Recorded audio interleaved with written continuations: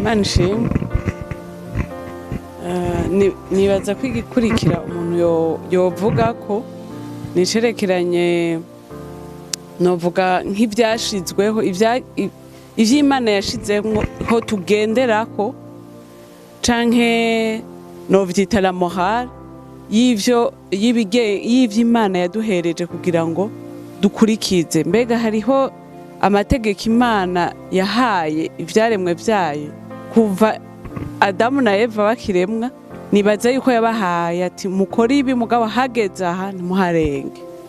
Rero nibaza yuko hamwe no muri yo souveraineté, hamwe no muri uko kwigenga kw'Imana, hamwe no muri uko gukora kwayo kwagutse tutotahura, hari abamwe ingene yagiye irarongora ibiremwa vyayo kugira ngo bikomeza kuyihesha icubahiro.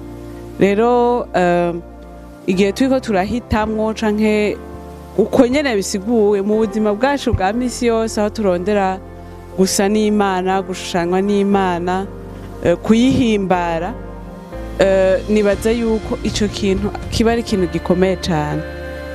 Tugerageje kuvyaplika muri mariage, turazi ko ikintu ca mbere iyo dukuriyumvira kuri mariage, mbega ni igiki Imana yavuze yaturongoyemwo ivuga mu ijambo ryayo dukwiye gukonsidera iyo turiko turatora canke turiko turiyumvira aho twokubakana.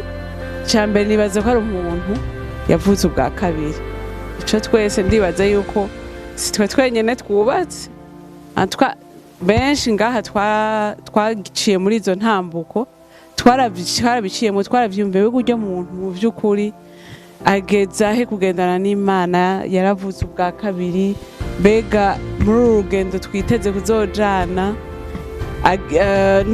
ndabona eske n'umuntu tuzobandanya dutambukana dufashanya muri uru rugendo rukristo.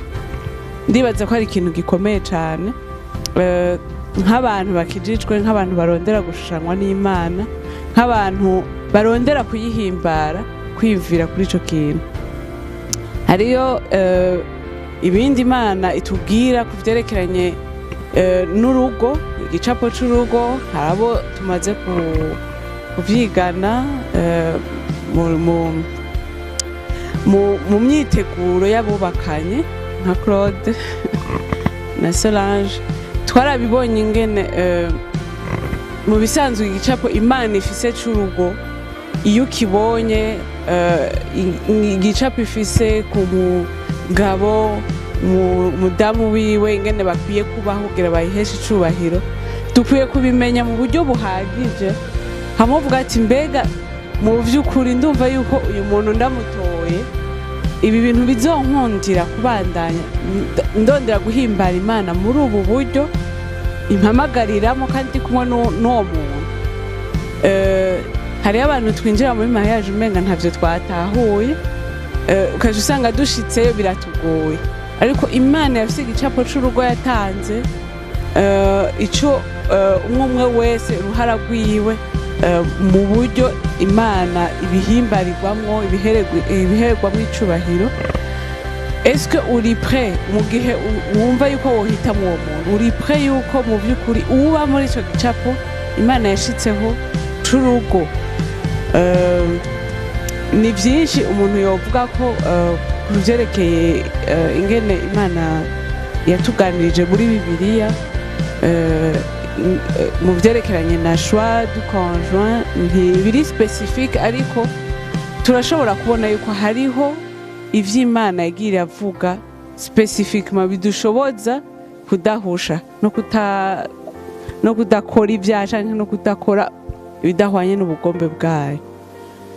Ariko hariho ikindi Imana ishobora guhitamwo gukora.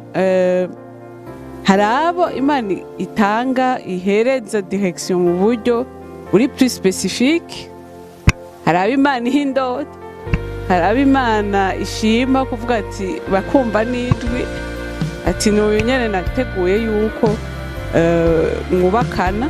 Ivyo birashika, ariko mbega eske turakwiye kuba kugira amakenga cyane tukabanza novuga kubipima par ijambo ry'Imana rivuga eske birahwanye mu gihe udakoresheje akayungiro k'ijambo ry'Imana rivuga. Je ndazi ko ari umuntu muri famille byigeze gushikira ukati jewe vraiment Imana yarambwiye ariko uwo muntu ntiyarakijijwe. Urumva byaduteye ibibazo no Imana ikubarira kuri urya muntu tuzi. Nibaze yuko imisi yose icama gipima mu kuturongora n'ijambo ry'Imana, ari ikintu kirenze ijambo ry'Imana rivuga ntikiba arico. Duhitamo kuvuga ati no kwihenda kwacu, ariko ijambo ry'Imana rivuga ntegezwa kugikoresha kugira ngo bindongore muri iyo shwa. Nibaza ko nagerageje gusobanura ni vyiza gushira ijambo ry'Imana ahantu bigufasha donc gutora uwo muzokubakana ukavyiyumvira ko, ariko mu gihe turonse direction iri specifique navyo nyene ntitubihojeta, ariko twama tubibonera mu marori y'ijambo ry'Imana ritubarira imisi yose. Alors wadukurikije neza tuje gucapa imizingi itatu. Umuzingi wa mbere no wita ubwenge bw'Imana, wa mugambi w'ibihe vyose wagutse w'Imana uri mu bwigenge bw'Imana utunganye utekemwo vyose wihishije udaserangurika, kiretse rimwe na rimwe Imana iduhaye agahande gatonya k'uwo mugambi wagutse w'Imana. Ubwa kabiri twavuze iyo twita la volonté morale de Dieu. La volonté morale de Dieu ni ingingo ngenderwako. Bibiliya ari kubwira ngo uzurongore uwirabura canke uw'inzobe, ni kubwira ngo muze mubane, ufise imyaka 30 n'abafise 25 uzomukura mu Burundi canke no mu diaspora, ivyo nta namwe vyanditse. Mugabo Bibiliya iraduhereza ingingo ngenderwako. Iyo rero Bibiliya iduhaye ivyo tugenderako, nivyo twita les commandements explicites, dutegerezwa novuga nti turavyubararako n'igihe uwo muntu tuba turamubona. Rero dukwiye kuvuga ati mbega iyo ngira afate ingingo iyo ariyo yose apana guso tuzobana, mbega nibihe vyagizwe vy'Imana bitomoye birongora umuntu mu gufata ingingo. Imwe mu mirongo nkunda ni muri Filipi hariya mu gice ca 4 ndibaza ku murongo w'8 niho havuga ngo ibibereye vyose, ibitunganye, ivy'ukuri, nimba hari ivyo gushimwa mubandanye, ngo ivyo nyene aba ari vyo mwiyumvira.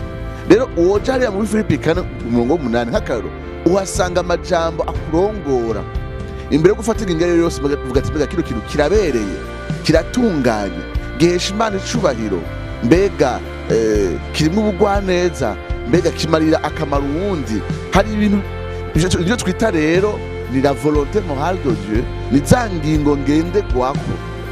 Bibiliya ikubwira ngo uze wige ubuganga canke ngube umwigisha, mugabo iraguhereza ingingo ngenderwako. Nk'akarero, mbega ico nifuza guhesha Imana icubahiro mu kazi nzokora kariko kose, nk'iyo n'ingingo ngenderwako.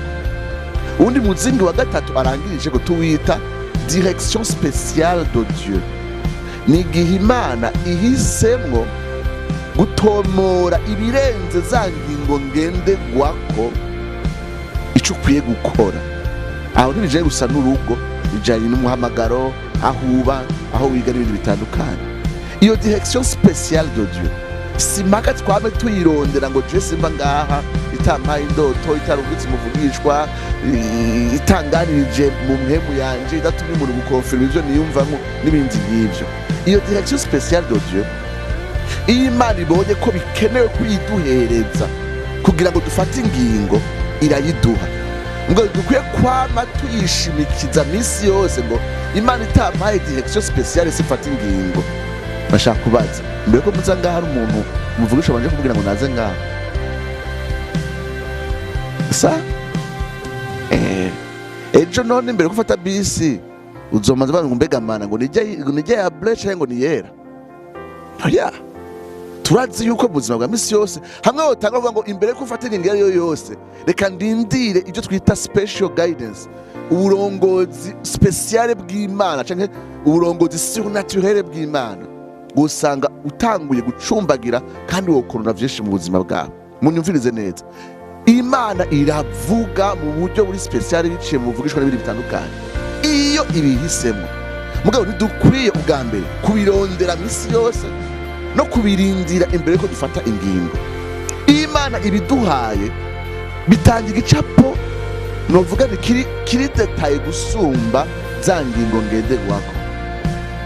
Uburundi yacapo muzingi wanyu, munyumvirize neza, mbega nimba Imana itampaye uburongozi special bwo tuzokubakana hasigaye iki? Uwo muzingi wanya mwumvirize n'uwanyuma tuwita umwidegemvyo, la liberté responsable. Ija munda kuryongera ko responsable kubera uwo mwidegemvyo uteza kuba mu responsabilité. Nyongira ndangirize ko munyumvirize neza, Imana irifuza yuko uhitamwo uwo muzobana widegemvya kiretse igihe yo yahisemo guhereza une direction spéciale y'umuntu muzokubakana. Munyumvirize rero neza, si mujanye na mariage gusa, ahantu hose Bibiliya idaca akarongo mu buryo bugaragara bw'ico ukwiriye gukora, utegerezwa gukurikiza ingingo nyamukuru za Bibiliya. Ubwa nyuma utezagira umwidegemvyo wo guhitamwo. Nashaka rero mvuga ibintu bikenya biba biranga uwo mwidegemvyo wo guhitamwo, uwo tuzokubakana canke ikindi kintu cyose gikomeye c'ubuzima. Ubwa mbere dutegerezwa guhitamwo mugabo twizigiye yuko nimba twitwaritse za ngingo nyamukuru ziri muri Bibiliya dukwiye kwisunga zisanzwe, kw'Imana izoturongora mu rukundo rwayo no mu buntu bwayo, tutarinze kurindira une direction spéciale y'Imana. Rero nk'akarero muri Zaburi 32 havuga ngo nzokurongora, nzokugira inama, icisho ryanje rizokwama riri kuri wewe. Turafise ibintu vyinshi muri Bibiliya bimeze nk'amasezerano atubwira yuko nimba turi abana bayo twitwariritse gukora ivyo igomba, izoruhira kurongora intambuko zacu. Ikindi kintu gikomeye, ingingo yose tuza kwibaza ikibazo gikomeye cyane, mbega imbere ko ufata ingingo mu mwidegemvyo noba nakurikije za ngingo nyamukuru zo muri Bibiliya zigaragara. Reka ndabaheze nk'akarero, nk'ubu noba ndi kumwe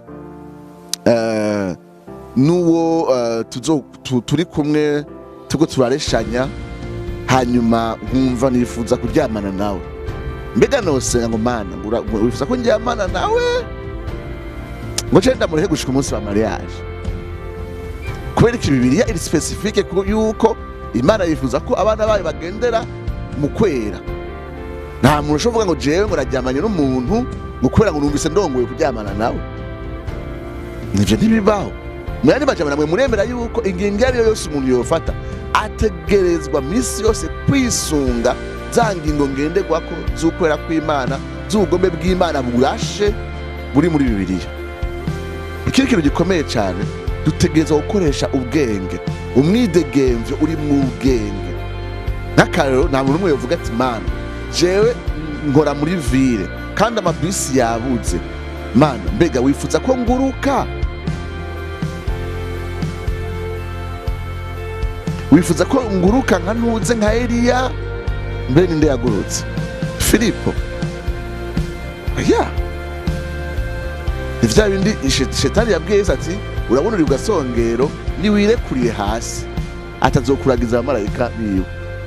Oya mwani majambo uwo mwidegemvyo uburi responsable, uburi mu ubwenge bw'Imana n'ubwenge le bon sens Imana yaduhaye.